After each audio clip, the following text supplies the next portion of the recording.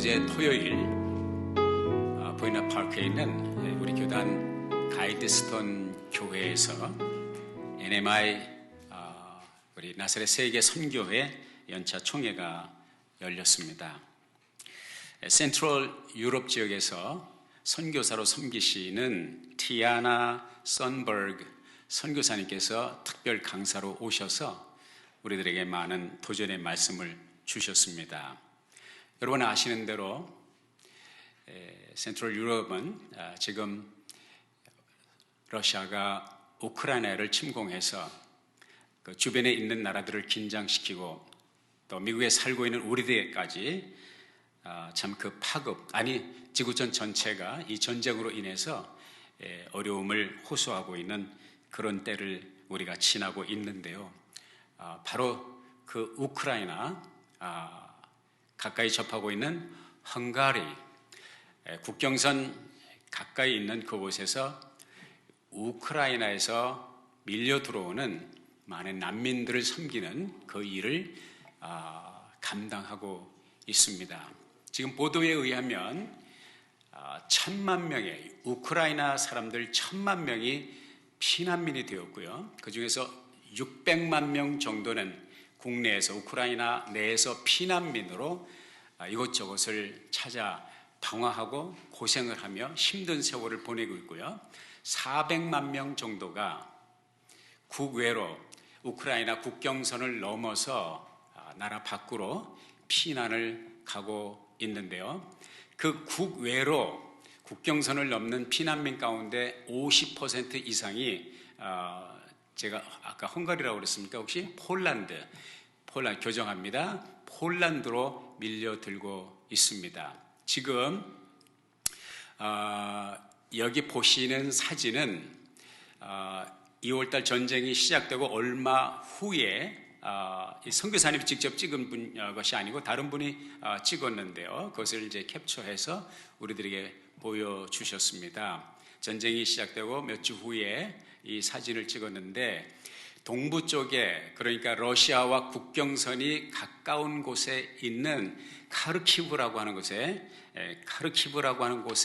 있는 기차역에 몰려든 피난을 가기 위해서 이곳에 몰려든 사람들의 인파를 이렇게 찍었습니다. 여기서 3일 내지 4일 동안 기차를 타고 서부 쪽에 있는 르비브라고 하는 곳에 거기에 이제 기차역에 내려서 거기서 다시 기차를 갈아타고 이제 폴란드 쪽으로 여행을 하게 되는데, 이 수많은 인파들 가운데는 오롯이 가족이 다 함께 뭉쳐서 가는 가정도 있지만 부부가 헤어지고 부모와 자식이 헤어지고 어떤 남편을 생이별을 한 부인은, 아낙네는 아장아장 걷는 아이와 유모차에 태워야 되는 어린 아기를, 그리고 보따리를 등에 지고 머리에 지고 가야 되는, 그런데 이 기차가 폴란드까지 2시간 반이면 가는데 10시간 내지 12시간이 걸린다고 합니다. 가다 서다 밤중에 등화관제 때문에 불을 켜지 못하고 셀폰도 켜지 못하고 완전히 깜깜한 가운데, 그리고 이 기차들 가운데는 화장실이 작동하지 않는 기차들이 많아서, 여러분 생각해 보십시오. 10시간, 12시간 화장실이 없고 불이 들어오지 않는 기차 안에서 앉을 좌석이 없습니다. 모두 다가 입석 서고 자리에 누울 수도 없고, 이 10시간, 12시간을 아이들과 함께 보따리와 함께 사경을 헤매면서 살 길을 찾아 안전한 곳으로 폴란드 국경을 넘어야 되는 이들의 상황을, 그 얘기를 들을 때 제 눈시울이 뜨거워지는 것을 제가 참 억제하기가 어려웠습니다. 내려서 화장실을 급히 찾아야 되고, 화장실을 급히 찾아도 바로 나오는 것이 아니라 한동안 이리저리 돌고 걸어서 그 아이들과 그 보따리를 지고 같이 화장실로 가야 되고, 거기서 내린다고 모든 문제가 해결되는 것이 아니라 말도 통하지 않고 낯설은 곳에 어디로 가야 될지 정처 없이 국경선은 넘었는데 어디로 가야 될지 모르는 사람들, 이 사람들을 기다리고 이 사람들을 영접하고 이 사람들에게 길잡이 역할을 해주고 What can I do for you? 어떻게 도와드릴까요? 어디로 가시기를 원하십니까? 이 썬버그 선교사님의 그 팀들이 한 사람 한 사람 거기 역에서 만나서 이 사람들을 안내하는 그런 역할을 하는데 그런 말씀을 하세요. 여러분이 보내주신 의연금, Compassionate Ministry, 박애선교 봉사를 위해서 보내주신 그 의연금이 있기 때문에 우리가 이렇게 그들을 섬길 수가 있습니다 할 때 얼마나 가슴이 뿌듯하고 얼마나 감사한지 알 수가 없었습니다. 며칠 전에 제가 바로 그 르비브, 우크라이나에서 폴란드로 가는 기차를 타기 위해서 정거하는 그 르비브에서 빌리 그레엄 목사님의 아드님 되시는 프랭클린 그레엄 목사님의 메시지와 함께, 부활절 메시지와 함께 그 현장에서, 그 교회당 앞에서 우크라이나 부활절 합창단의 찬양을 들었습니다. 얼마나 뜨겁고 얼마나 잘하는지 모릅니다. 얼마나 아름다운 화음인지 모릅니다. 그들의 표정 하나하나를 읽으면서 저는 그런 감동을 느꼈습니다.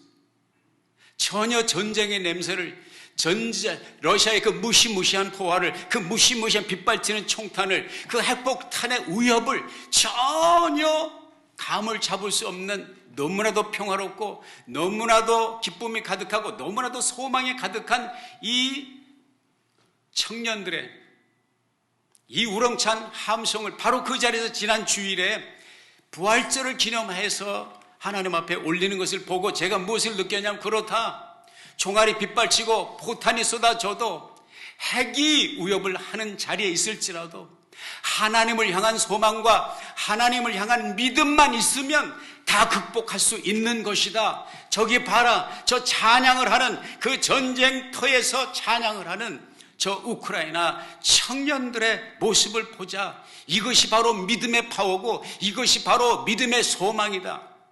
할렐루야.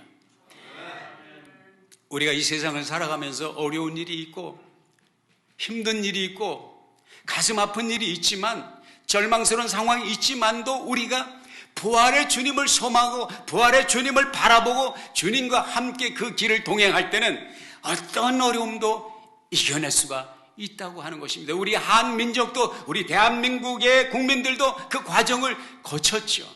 우리 조상들, 우리 부모님이 그 과정을 거쳤습니다. 그러나 이러한 좌절할 수밖에 없고 절망할 수밖에 없는 어렵고 힘든 상황 속에서 견고했던 믿음은 흔들리기 시작하고, 믿음 대신에 의심의 먹구름이 우리에게 파도처럼 밀려 들을 때 우리는 그 절망스러운 상황을 어떻게 극복할 수 있는 것입니까? 그럴 때 하나님을 신앙해야 될 때, 하나님을 믿고 신뢰해야 될 때, 우리 주님의 옷자락을 붙잡아야 될 때 도리어 우리에게 의심의 먹구름이 점여 들어오게 될 때 우리는 절망에서 더 깊은 절망의 수렁으로 빠질 수밖에 없다는 사실을 발견하게 되는 것입니다.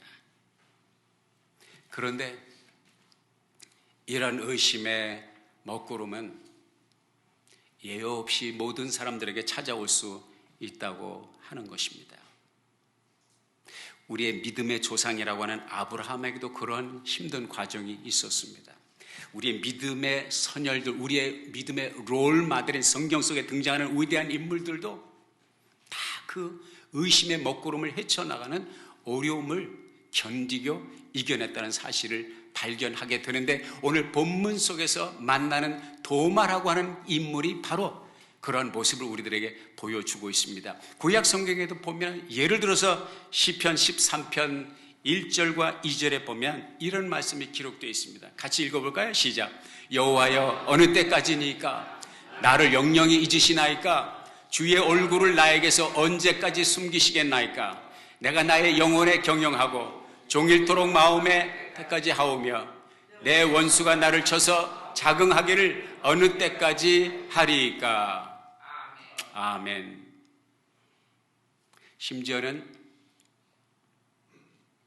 예수님에게 요단강에서 세례를 베풀었던 그 위대한 선지자, 주님께서 역사적으로 세례 요한같이 위대한 인물이 난 적이 없다고 주님께서 가장 큰 자라고 말씀을 하셨습니다.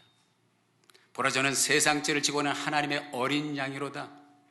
유대 광야에 모인 그 수많은 인파들에게 예수 그리스도가 메시아임을 증거하는 사자우를 토할 때 수많은 사람들이 세례 요한 앞에 왔고 예수님 앞에 왔죠. 그러한 위대한 선지자 요한이 옥중에 갇히게 됩니다. 하루, 이틀, 한 달, 두 달. 메시아 그분이 오셨는데 나는 왜 이 자리에 이렇게 오늘 차가운 날바닥에 소외된 이 곳에서 갇혀 있어야 되나? 아무리 질문을 해도 하나님은 응답하지 않습니다.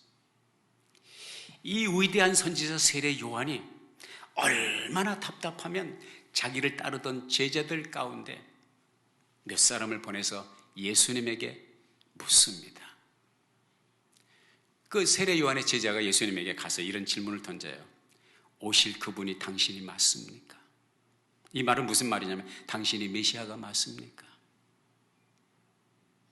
여러분, 이 세례 요한의 질문 속에서 너무나도 연약한, 갈대와 같이 연약한 저와 여러분 중에서 도마를 향해서 왜 의심하였느냐, 의심하는 도마라고 정지하거나 손가락질 할 수 있는 사람이 어디 있어요? 세례 요한조차도, 시편 13편 기자도 언제까지시니까?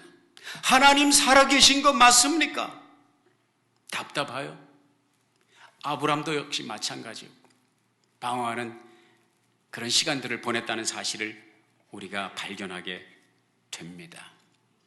예수님의 제자들은 예수님과 3년 반을 함께 동고동락을 했어요.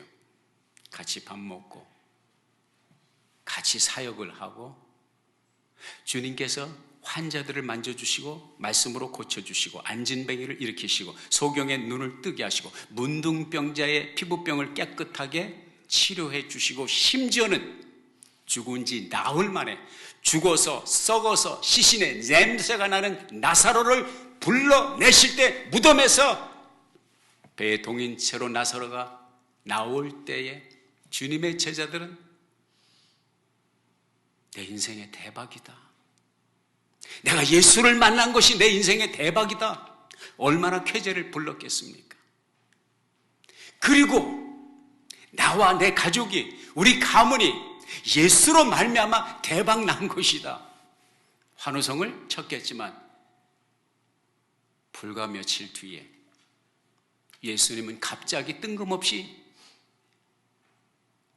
빌라도의 법정에서, 사내들인 법정에서 심판을 받고 헤롯 왕 앞에서 심판을 받고 빌라도의 사형원들을 받게 되고 모진매를 맞으시고 머리에 가시관을 쓰시고 온몸이 피투성이가 되어 힘없이 죄인들 틈에서 죄인들과 같이 죽어가는 모습을 볼 때, 그리고 숨을 거두고 아리마대 요셉의 무덤에 장사된 사실을 발견하게 됐을 때 이 제자들은 이게 도대체 어떻게 된 거예요? 이게 뭐가 잘못된 것이? 저들은 절망을 느낄 수밖에 없었고 도마는 바로 그 절망하는 제자들 틈에 함께 있었던 사람인데 하루는 이상한 소문이 들립니다.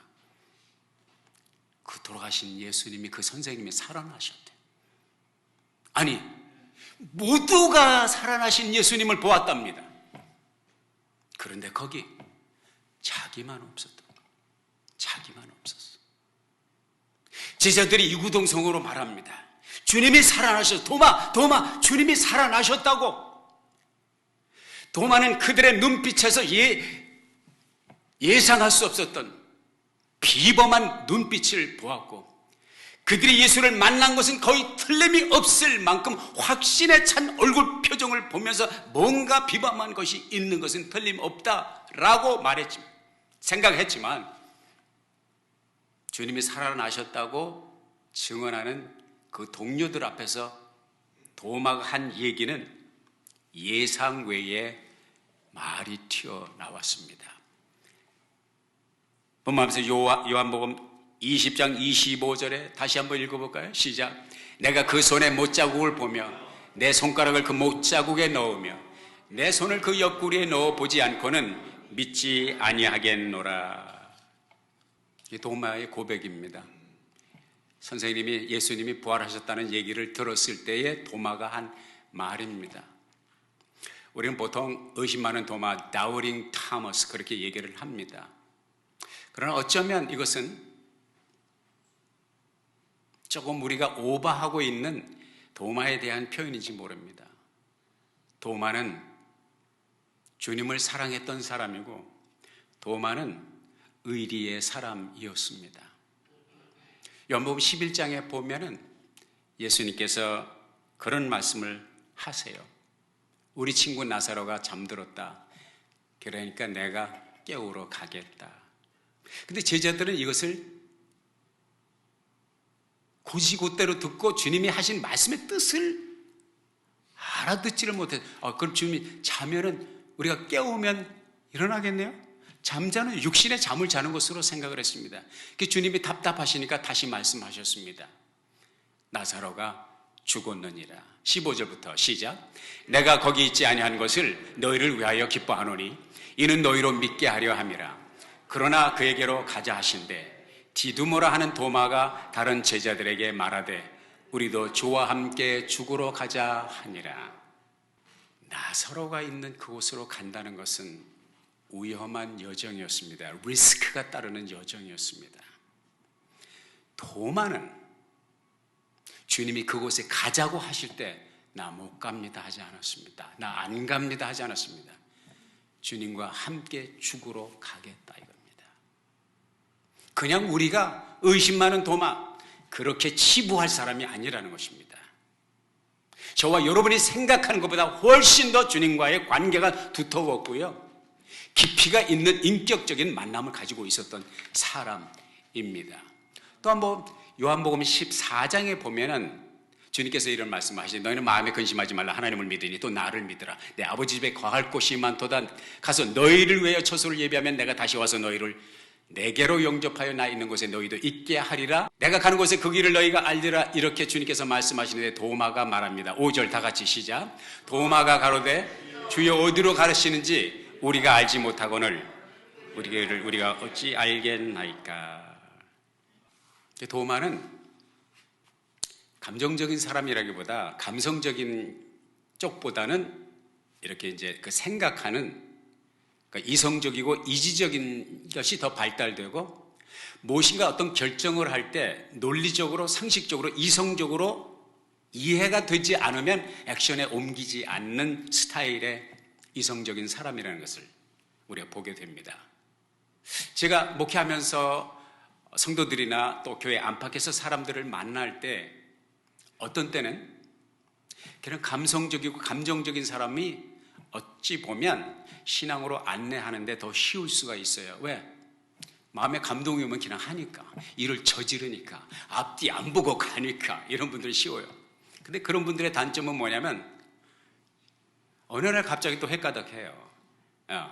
언제 내가 예수를 믿었느냐. 제가 어렸을 때 그 모교에 신앙생활 할 때 우리 동네, 제가 이름을 밝히지 않겠습니다만 그 어머님이 교회 와서 부흥회를 참석하고 성령을 받았는지 뭐 난리가 났어요. 야, 은혜를 받았구나. 할렐루야. 얼마 있다가 몇 달 후에 그 집을 지나가는데 갑자기 무슨 징소리가 나. 이게 무슨 소리지? 보니까 구슬하고 계셔. 그러니까 이게 우리가 신앙생활 하는데 가슴이 뜨거워지는 것도 아주 필요해요. 할렐루야. 여러분 하나님 앞에 예배할 때 가슴이 뜨거워지는 역사가 있기를 바랍니다. 하나님 앞에 예배할 때 찬양할 때 눈물이 있는 감성이 있기를 바랍니다. 그런 사람들에 비하면은 이게 좀 이렇게 뭐랄까 참 감성은 없고 감정은 없고 너무 이지적인 사람, 힘든 것 같은데 그런 분들은 또 확실히 이거다 그러면 아주 오래 가요. 잘 변함이 없어요. 이 감정의 기복이 적다고요. 도마는 그런 사람이었던 것 같아요. 그래서 뭐라고 그럽니까? 나는 예수님을 내 눈으로 직접 보고 못 박힌 그 손을 직접 보고 내 손가락으로 넣어보고 옆구리에 창자국을 넣어보기 전에는 믿지 못하겠다가 아니라 믿지 않겠다. 나는 믿지 않겠노라. 그러한 고백을 하고 있는 것을 보게 됩니다. 요즘 특별히 페이크 뉴스가 가득한 이 세월을 살아가면서 우리가 접하는 뉴스들, 우리가 접하는 정보들 확인하고 또 확인하고, 제가 여러분에게 부탁드리고 싶은 것은 기가 막힌 정보를 받았을 때, 가슴이 뜨거워지는 정보를 받았을 때 남에게 퍼나르시기 전에 다시 한번 확인하시기 바랍니다. 제가 지인들에게 받은 정보들 가운데 페이크 정보가 너무 많아서 그러면 뭐가 되면 감점이 됩니다. 여러분은 좋은 뜻으로 했는데 여러분의 인격에 감점이 됩니다. 못 믿을 사람이 됩니다. 거짓말 정보를 실어 나르는 그런 사람들로 라벨이 붙게 되니까 아주 주의해서. 도마는 그러한 성품을 가지고 있었던 사람입니다. 여러분, 의심이라고 하는 것은 진실을 찾기 위해서 던지는 질문을 가지고 있는 사람이 품는 마음입니다. 의심 자체가 반드시 죄라고, 반드시 잘못이라고 말할 수가 없는 것입니다. 우리는 질문을 던지고 다시 한번 의심하고 다시 한번 뒤집어보고 다시 확인하는 것은 참된 진실, 참된 진리를 발견하기 위해서. 사도행전에 보면 그런 말씀이 있어요. 베레아 사람들은 데살로니가 사람들보다 더 신사적이어서 바울이 전하는 말씀을 듣고 그 말씀이 과연 그런가 하여 성경을 날마다 찾아보고 상고하였다.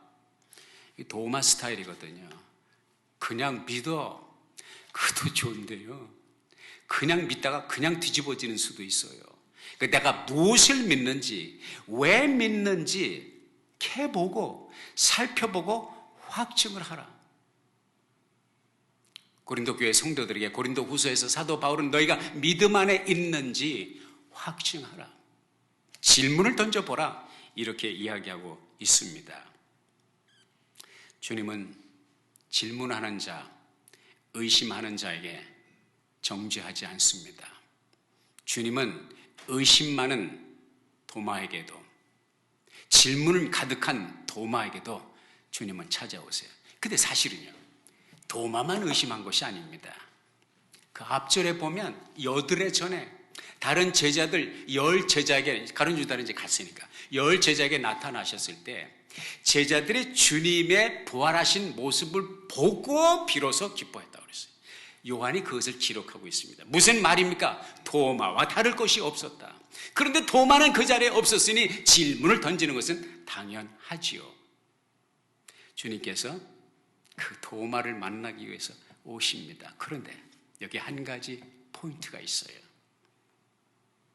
10제자를 만나시고 한 제자 도마를 만나지 아니하셨으면 그 도마를 만나기 위해서 따로 시간을 내시면 되지 않습니까? 그런데 주님은 도마가 따로 있을 때 도마 앞에 나타나신 것이 아니라 도마가 다른 제자들과 함께 있을 때, 다시 말해서 11제자가 있을 때에 그 자리에 주님이 오셨다. 이것은 우리들에게 무엇을 말씀하시는가?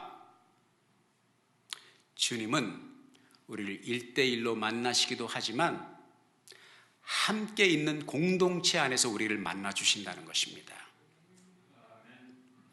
두세 사람이 내 이름으로 모인 곳에는 내가 그들 중에 있느니라.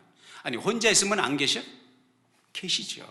두세 사람이 모여서 공동체를 만들었을 때 함께 하시는 주님은 사뭇 다르다는 것이, 다른 다이나믹, 다른 경험으로 주님을 만날 수가 있다는 사실인 것입니다. 시편 73편에 보면 재미있는 시편 기자의 고백이 있습니다. 뭐라고 나오냐면, 한번 읽어봅시다. 이거 이제 새 번역이에요. 73편 2절 시작. 나는 그 확신을 잃고 넘어질 뻔했구나. 그 믿음을 버리고 미끄러질 뻔했구나. 그것은 내가 거만한 자를 시샘하고 악인들이 누리는 평안을 부러워했기 때문이다. 언제나 남을 비웃으며 악의에 찬 말을 쏘아붙이고 거만한 모습으로 포근하기를 즐긴다. 입으로는 하늘을 비방하고 혀로는 땅을 휩쓸고 다닌다. 그런데 놀랍게도 그들은 모두가 악인인데도 신세가 언제나 편하고 재산은 늘어가는구나. 이렇다면 내가 깨끗한 마음으로 살아온 것과 내 손으로 죄를 짓지 않고 깨끗하게 살아온 것이 허사라는 말인가? 내가 이 얽힌 문제를 풀어보려고 깊이 생각해 보았으나 그것은 내가 풀기에는 너무나 어려운 문제였습니다. 잠깐 쉬었다 가자고요. 이게 시편 73편을 쓴 그 저자의, 기록자의 안타까운 시험거리였습니다. 이것 때문에 시험에 들고, 이것 때문에 낙심하고, 이것 때문에 좌절을 느꼈습니다. 근데 하나님께서 그를 어떻게 그 답을 해결해 주시는지 17절에 나와 있어요. 17절 시작. 그러나 마침내 하나님의 성소에 들어가서야 악한 자들의 종말이 어떻게 되리라는 것을 깨닫게 되었습니다.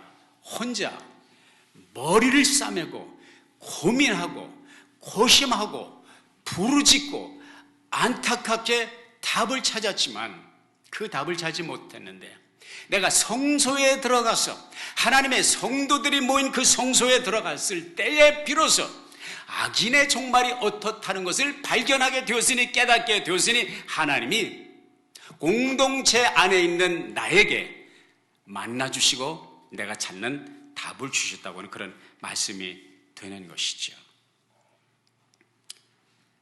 늘 말씀드리지만 어려운 신앙생활 하다 보면 시험 들 때가 있어요.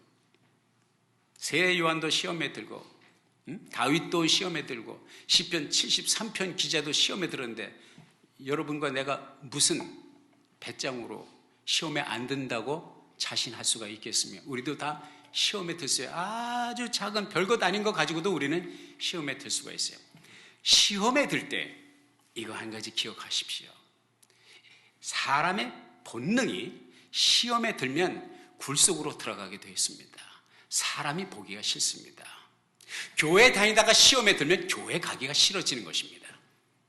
이거 인지상정인데 주의 이름으로 여러분에게 도전 드립니다. 이게 누가 가장 원하는 것이냐? 마귀가 가장 원하는 것입니다.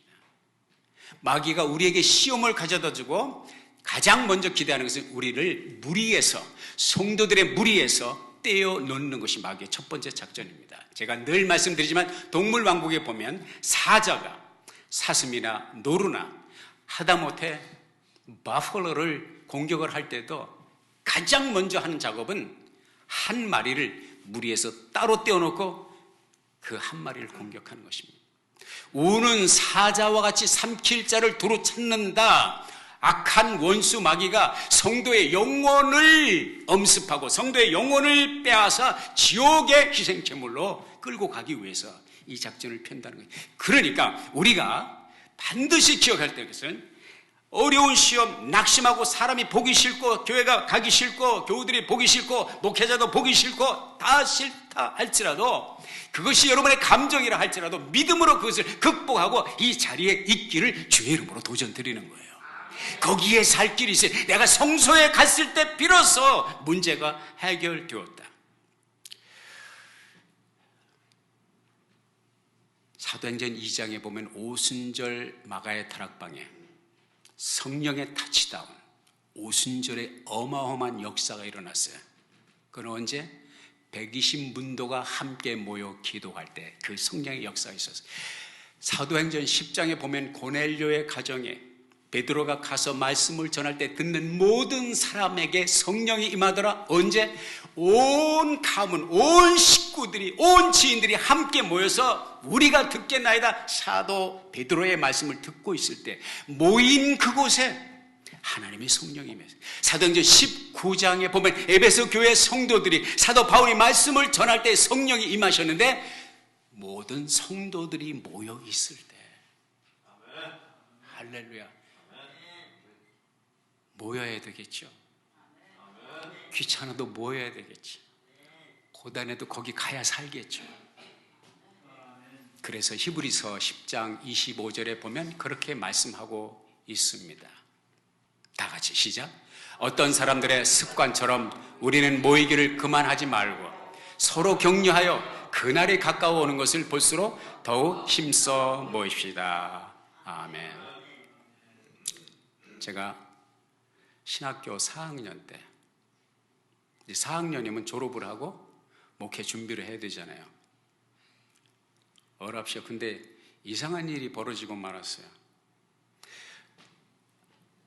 한 번은 신학교 교수님이 그러시더라고요. 신학교 1학년 들어올 땐 학생들의 신앙이 목사의 신앙이래. 그 1년 신학을 하면 2학년 올라갈 때는 집사의 신앙이래. 3학년 되면은 평신도 신학으로 떨어진대. 그리고 4학년 졸업할 때가 되면은 그냥 믿음이 싹 없어진대. 그 무슨 농담을 저렇게 말도 안 되는 농담을 하시나 그랬는데 4학년 때 내가 그렇게 신앙이 떨어지는 거예요. 갑자기 의심이 생기는데 하나님이 살아계신 게 믿어지질 않아. 내가 이거 사기당했나? 이거 아닌 것을 내가 환상을 쫓아가라. 이런 의심이 들어오는데 이거요, 여러분 경험해 본 사람은 압니다. 믿고 싶은데 안 믿어지는 거, 믿어야 되는데 못 믿겠는 거, 이거 괴롭죠. 그런데 희한한 일이 벌어졌어요. 하루는 어느 날 뜬금없이 5살짜리 꼬마가, 이름을 밝히지 않겠어요? 지금도 생생하게 그 장면이 떠올라요. 문을 딱 여는데 그 아이와 나의 눈이 마주쳤어요. 그 아이가 나한테 하는 말이, 전도사님, 하나님 믿어? 그 아이가 그런 말을 할 분위기도 아니고 상황도 아니고, 그 아이는 내가 전도사라는 것, 내가 기도하는 사람이라는 거, 내가 말씀을 전하는 사람이라는 거 외에는 아는 것이 없어. 그런데 나를 보자마자 전도사님, 내 눈을 똑바로 뚫어지게 쳐다봐, 하나님 믿어. 그런데 내가 그때 전기 감전된 것 같은 충격을 받았어요. 그래 하나님 앞에 부르짖기 시작했습니다. 5살짜리 꼬마가 얘기한 게 맞습니다. 내가 하나님을 믿습니까? 여러분, 믿고 싶은데 안 믿어지는 건 참 괴로운 일입니다. 하나님 앞에 부르짖었습니다.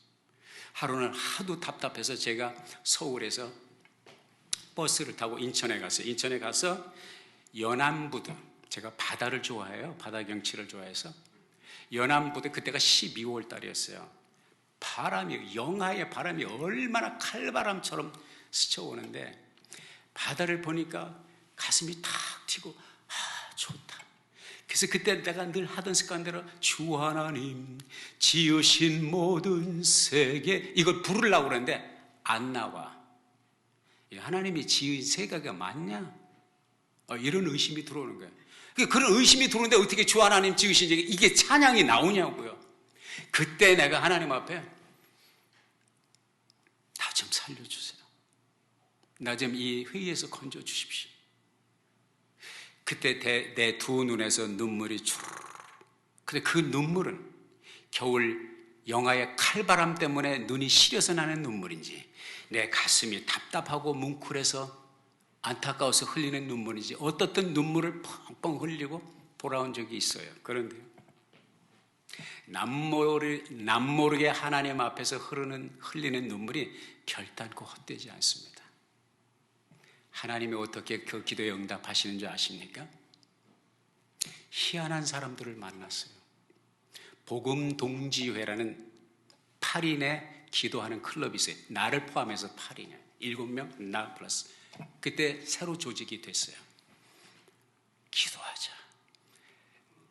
2분의 목사님과 3사람, 저 포함해서 3사람의 전도사, 2분의 평신도 자매, 그리고 1분의 사모님. 그 모이는 교회의 담임 목사님의 사모님, 참 훌륭하신 분이에요. 영동에 있는 교회에 있어요. 개척교회 2층에 스타이로폼에 장판지를 깔고 예배를 드리던 그곳이었어요. 매일 주일 밤에 모여서 월요일 아침까지 철야 기도를 했어요. 그 두 분 목사님 가운데 한 분이 은사가 탁월했습니다. 나는 그런 은사를 가진 사람을 만나본 적이 없어요. 두 분 자매님 가운데 한 자매님이 탁월한 은사를 가지고 있어요. 이분은 3년 동안 새벽 기도를 목욕을 하고 새벽 제단을 쌓고 하나님이 어마어마한 은사를 부어준 자매예요. 그냥 하늘과 땅을 연결하는 메신저 같아요. 구체적으로 제가 말씀을 드릴 수 없어요. 참으로 신기하고 놀라운 경험들을 그때 복음동지의 멤버로 기도하면서 무진장 많이 보고 체험을 했습니다. 그리고 내가 인천 연안부두에서 칼바람 앞에서 눈물을 쏟으며 하나님 앞에 기도했던 그 기도가 완전히 응답된 것을 느꼈으니 그 이후로 하나님의 살아계심을 의심해 본 적이 없습니다. 여러분 가운데 혹시 도마와 같은 믿음의 회의를 하나님이 살아계신가? 하나님이 나를 사랑하신 이런 회의가 있으신 의심을 하는 분이 있다면 주의 이름으로 여러분에게 말씀드립니다. 의심은 그 자체가 죄가 아닙니다. 하나님은 의심하는 도마를 찾아오셨습니다. 의심은 믿음의 반대가 아닙니다. 의심은 믿음으로 가는 여정의 징검다리고 스테핑 스톤이라는 것을 발견하게 됩니다. 왜? 빌립은 그런 의심을 품었기 때문에 주님이 그를 만나주신 것. 주님은 그 도마가 그런 질문을 가지고 있다는 사실을 알고 여전히 만나주셔요.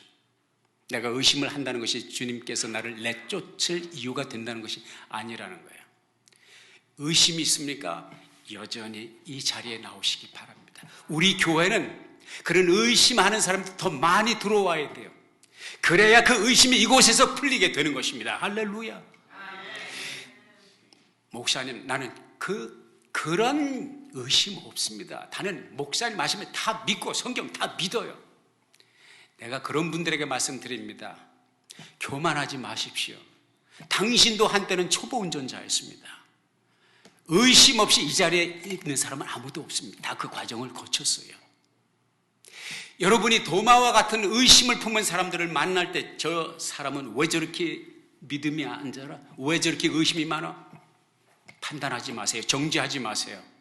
주님은 도마를 품으셨듯이 여러분은 의심을 가지고 이 문턱에 들어서는 사람을 품고 사랑하고 위해서 기도해 주시기를 주의 이름으로 당부드립니다. 마지막으로 이 한 가지는 꼭 제가 짚고 넘어가야 됩니다. 도마가 주님께서 나타나셔가지고 자, 내 손가락 있지? 한번 만져볼래? 내 옆구리 한번 집어넣어봐. 그때에 도마가 과연 주님의 손에 못자국을 손가락으로 넣어봤는지, 옆구리 창자국에 손을 넣어봤는지 본문에 안 나와 있어요. 넣었을 수도 있고 안 넣었을 수도 있어요. 그것은 어쩌면 요한이 일부러 개연성을 가지고 독자의 몫이, 이것을 듣는 사람들의 판단의 몫으로 남겨둔 것 같아요. 그러나 한 가지 분명한 것은 도마가 그 자리에서 찾아오신 주님 앞에 My Lord, My God, 나의 주님, 나의 하나님, 나의 주님, 나의 하나님 고백을 했다는 거예요. 다시는 의심하지 않는 도마. 그러면 의심 많던 도마가 믿음 충만한 도마가 되었을 때 어떤 결과가 왔느냐? 그는 그 자리에 주저앉아 있을 수가 없었어요. 일어날 수밖에 없었고, 전해져 내려오는 여러 전승들이 있는데 모든 것이 여러 도마의 삶과 전기에 대한 많은 자료들이 있는데 구전으로 전해져 내려오는 게 다 하나같이 통일된 메시지는 뭐냐면 도마가 인도로 선교사를 갔다는 거예요. 선교라는. 그래서 복음을 전하다 주를 위해서 장렬하게 아름다운 순교자의 길을 갔다는 거예요. 주님의 못자국과 주님의 옆구리의 창자국을 보지 않았다면, 그리고 나의 주 나의 하나님이라고 고백하지 않았다면 인도에 가서 순교할 일이 있었겠습니까? 사랑하는 여러분, 주의 이름으로 도전하고 주의 이름으로 격려합니다. 의심의 구름이 일어날 때 뒤로 물러가 골방으로 굴속에 들어가지 마시고 하나님 앞에 기도하며 나를 도와주옵소서, 나를 만나 주시옵소서. 그리하여 도마가 주님을 만난 것처럼 여러분의 삶의 현장에서 주님을 체험하고 도마가 고백했던 나의 주님, 나의 하나님 고백할 뿐만 아니라 여러분으로 하여금 또 누군가 회의를 품고 의심하고 일어나지 못하는 한 영혼을 주님 앞으로 인도하는 도마적인 삶을 살 수 있기를 주의 이름으로 축복합니다. 기도하겠습니다. 아버지 하나님, 주신 말씀 마음에 새기고요, 또 생각나게 하시고 어떠한 회의, 어떠한 의심의 목구름이 온다 할지라도 우리를 박대하지 아니하시고 내어 쫓지 아니하시고 사랑으로 품어주시고 또 다가와 주시는, 그리하여 도마가 주님을 만났던 것처럼 의심의 현장에서 주님을 만나 도마와 같은 아름다운 헌신의 삶을 우리 모두가 살아낼 수 있는 참 예수꾼 되게 하옵소서. 주님의 이름으로 기도했습니다. 아멘.